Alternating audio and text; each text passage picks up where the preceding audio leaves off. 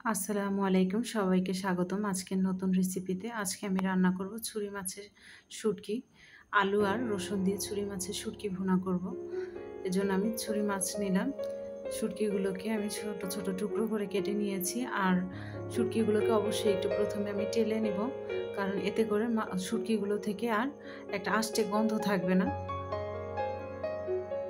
আর টালার পরে আমি এর মধ্যে গরম পানি দিয়ে দিলাম। আধা ঘন্টার জন্য আমি শুটকিগুলোকে ভিজিয়ে রাখবো গরম পানির মধ্যে। এরপরে আমি শুটকিটা রান্না করতে চলে আসলাম। প্যানে তেল দিয়ে দিলাম, এর মধ্যে দিয়ে দিলাম পেঁয়াজ। পেঁয়াজগুলোকে একেবারে বেরেস্তা করে ফেলা যাবে না। পেঁয়াজের কালারটা যখন একটু চেঞ্জ হয়ে আসবে তখন এর মধ্যে দিয়ে দিলাম লবণ। লবণ দিয়ে আবার একটু নেড়ে চেড়ে নিচ্ছি, এতে করে পেঁয়াজগুলো তাড়াতাড়ি সেদ্ধ হয়ে যাবে। এ পর্যায়ে আমি দিয়ে দিচ্ছি মরিচের গুঁড়া, হলুদের গুঁড়া, ধনিয়ার গুঁড়া, আর দিয়ে দিচ্ছি আদা রসুন বাটা। এখন আদা রসুনগুলো দেওয়ার পরে অল্প পরিমাণে পানি দিয়ে আমি মশলাগুলোকে কষিয়ে নেব।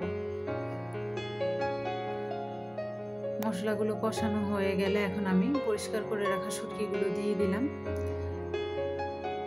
এখন আবার শুটকিগুলোকে সুন্দরভাবে কষিয়ে নিতে হবে যেন তেলটা উপরে উঠে আসে।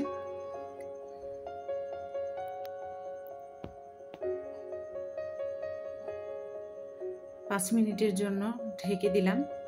এই যে সুন্দরভাবে কষানো হয়ে গেছে, তেলটা উপরে উঠে এসেছে। এ পর্যায়ে আমি দিয়ে দেব ছোট ছোট টুকরো করে কেটে রাখা আলুগুলো। এখন আলু আর শুটকিগুলোকে আবার একটু কষিয়ে নেব।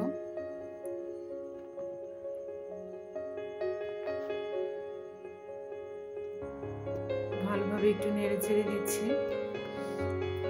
এখন আমি এর মধ্যে দিয়ে দিচ্ছি গরম পানি। শুটকি এবং আলু সেদ্ধ হওয়ার জন্য যতটুকু পানি প্রয়োজন অতটুকু পরিমাণে পানি দিয়ে দিতে হবে।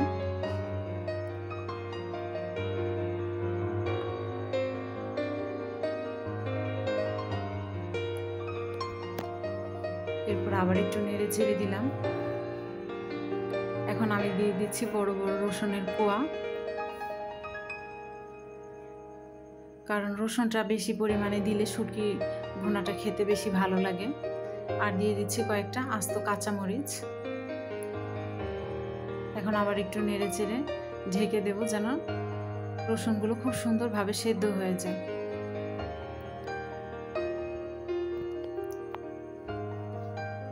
রসুনগুলো সেদ্ধ হওয়ার জন্য ঢেকে দিলাম।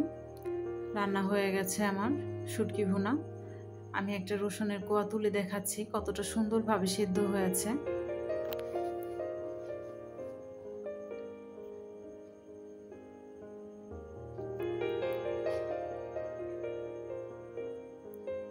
শুটকির তরকারি হোক কিংবা শুটকির ভর্তা যাই হোক না কেন, শুটকি আইটেমের ভিতরে আসলে রসুনটা যত বেশি দেওয়া যায় ততই খেতে ভালো লাগে।